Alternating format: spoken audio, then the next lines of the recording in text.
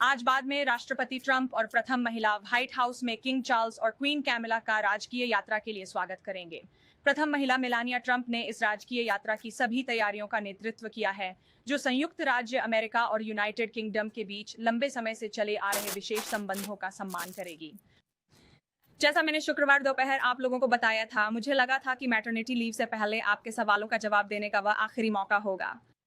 लेकिन राष्ट्रपति और उद्धरण के अनुसार ट्रंप प्रशासन के शीर्ष अधिकारियों की हत्या के प्रयास को देखते हुए, जैसा कि उस नीच हमलावर ने शनिवार शाम व्हाइट हाउस कोरेस्पोंडेंट्स एसोसिएशन के रात्रिभोज में अपने घोषणा पत्र में उल्लेख किया था, मुझे लगा कि आज यहां आना उचित होगा ताकि मैं आपके सवालों के जवाब दे सकूं और अमेरिकी लोगों को यह बता सकूं कि प्रशासन राष्ट्रपति ट्रंप की जान लेने के एक और प्रयास पर किस तरह प्रतिक्रिया दे रहा है।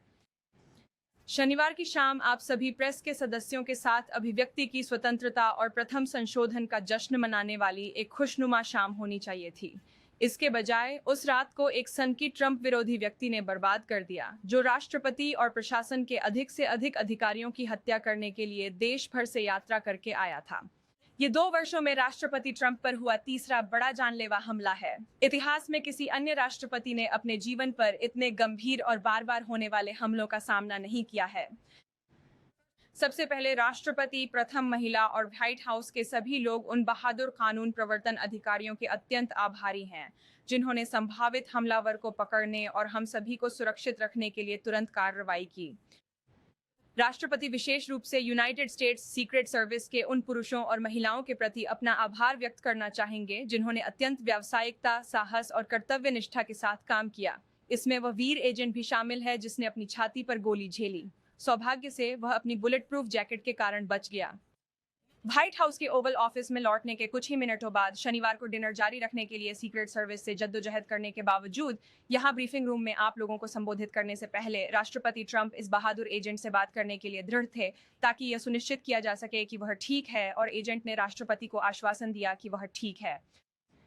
जैसा कि आप जानते हैं, जब गोलियां चलीं तो मैं राष्ट्रपति ट्रंप और फर्स्ट लेडी के बगल में बैठा था, जिसके तुरंत बाद सीक्रेट सर्विस ने हमें सुरक्षित बैक स्टेज पहुंचा दिया। अराजकता के बीच राष्ट्रपति का संयम, जबकि एक और व्यक्ति उनकी जान लेने की कोशिश कर रहा था, देखना वास्तव में उल्लेखनीय था, और यह ऐसी बात है जिसे मैं कभी नहीं भूलूंगा।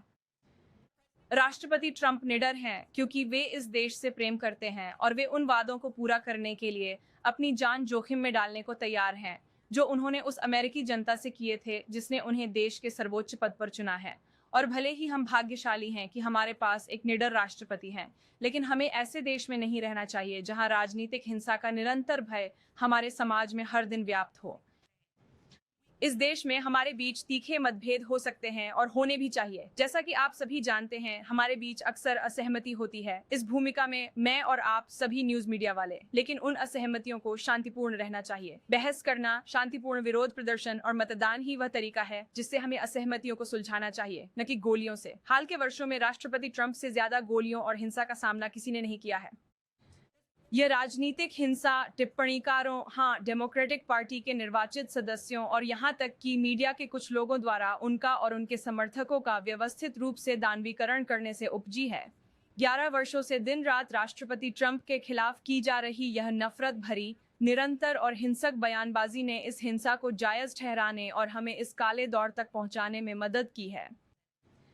जो लोग लगातार राष्ट्रपति को फांसीवादी और लोकतंत्र के लिए खतरा बताकर उन पर झूठे आरोप लगाते हैं और उन्हें बदनाम करते हैं और राजनीतिक लाभ उठाने के लिए उनकी तुलना हिटलर से करते हैं, वे इस तरह की हिंसा को बढ़ावा दे रहे हैं।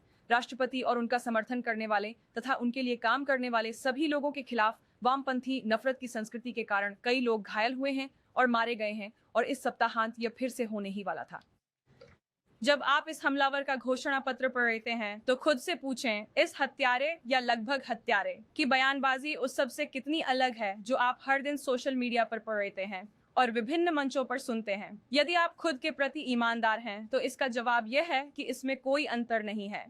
संभावित हत्यारे का घोषणा पत्र काफी हद तक उन शब्दों जैसा ही है जो हम रोजाना बहुत से लोगों से सुनते हैं। उदाहरण के लिए, जैसा कि संयुक्त राज्य अमेरिका की प्रथम महिला ने आज सुबह उल्लेख किया, गोलीबारी से ठीक 2 दिन पहले एबीसी के late night host Jimmy Kimmel ने घृणित तरीके से प्रथम महिला मेलानिया ट्रंप को भावी विधवा कहा।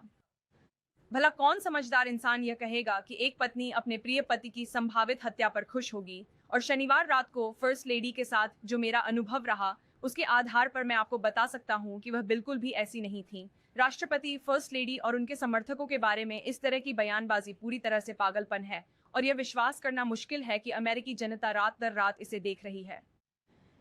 जैसा कि राष्ट्रपति ट्रंप ने शनिवार रात इस मंच से कहा था, हमें अमेरिकियों के तौर पर अपने मतभेदों को शांतिपूर्ण तरीके से सुलझाने और उन साझा मूल्यों के इर्द गिर्द एकजुट होने के लिए फिर से संकल्प लेना चाहिए जो हमारे देश को महान बनाते हैं। राष्ट्रपति, उनके परिवार और उनके समर्थकों के खिलाफ फैलाए गए पागलपन भरे झूठ और लांछनों ने सन की लोगों को अजीबोगरीब बातों पर यकीन करने के लिए प्रेरित किया है और वे इन बातों की वजह से हिंसा करने के लिए उकसाए जा रहे हैं। इसे रुकना ही होगा।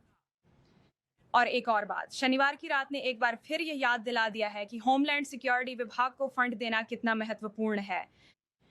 यह शर्मनाक है कि अमेरिकी कांग्रेस ने इस महत्वपूर्ण एजेंसी को 73 दिनों से फंड से वंचित रखा है, जो अमेरिकी इतिहास में किसी संघीय एजेंसी का सबसे लंबा शटडाउन है। सीक्रेट सर्विस DHS का एक महत्वपूर्ण हिस्सा है। यह इस लापरवाह राजनीतिक खेलबाजी से सीधे तौर पर प्रभावित हुई है।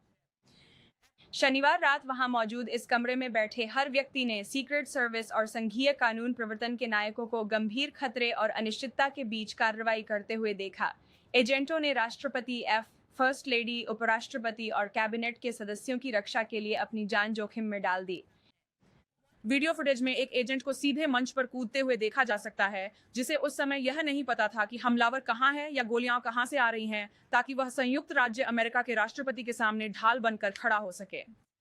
ये पुरुष और महिलाएं नायक हैं। वे रोजाना अपने कर्तव्यों का पालन करते हैं और उनके भी बच्चे और परिवार हैं और वे अपनी एजेंसी के इर्द गिर्द चल रही राजनीतिक उथल पुथल के बावजूद ऐसा करते हैं। गलतफहमी में न रहें, DHS की फंडिंग बंद करना एक राष्ट्रीय शर्म का विषय होना चाहिए। अगर रिपब्लिकन DHS की फंडिंग बंद कर देते और हम किसी डेमोक्रेट राष्ट्रपति पर हत्या का एक और प्रयास देखते, तो मुझे उम्मीद होती कि मीडिया कवरेज निरंतर और बिना किसी रियायत के होती, और मुझे उम्मीद है कि यह अभी भी जारी है। वर्ल्ड कप, अमेरिका और 2028 ओलंपिक और राष्ट्रपति चुनाव के आने के साथ ही डेमोक्रेट्स का अड़ंगा सीक्रेट सर्विस पर एक बहुत बड़ा और पूरी तरह से व्यर्थ का बोझ डाल रहा है, जिससे और लोगों की जान जा सकती है। बहुत हो चुका, इस पर अब और कोई बहस नहीं होनी चाहिए। डेमोक्रेट्स को वही करना चाहिए जो राष्ट्रपति ट्रंप उनसे लगातार 73 दिनों से करने के लिए कह रहे हैं, और डिपार्टमेंट ऑफ होमलैंड सिक्योरिटी को फंड देना चाहिए। बस, ये एक राष्ट्रीय आपातकाल है और कांग्रेस के हर सदस्य को पार्टी से ऊपर अपने देश को रखना चाहिए और डिपार्टमेंट ऑफ होमलैंड सिक्योरिटी को फंड दिलाना चाहिए। Subscribe to One India and never miss an update. Download the One India app now.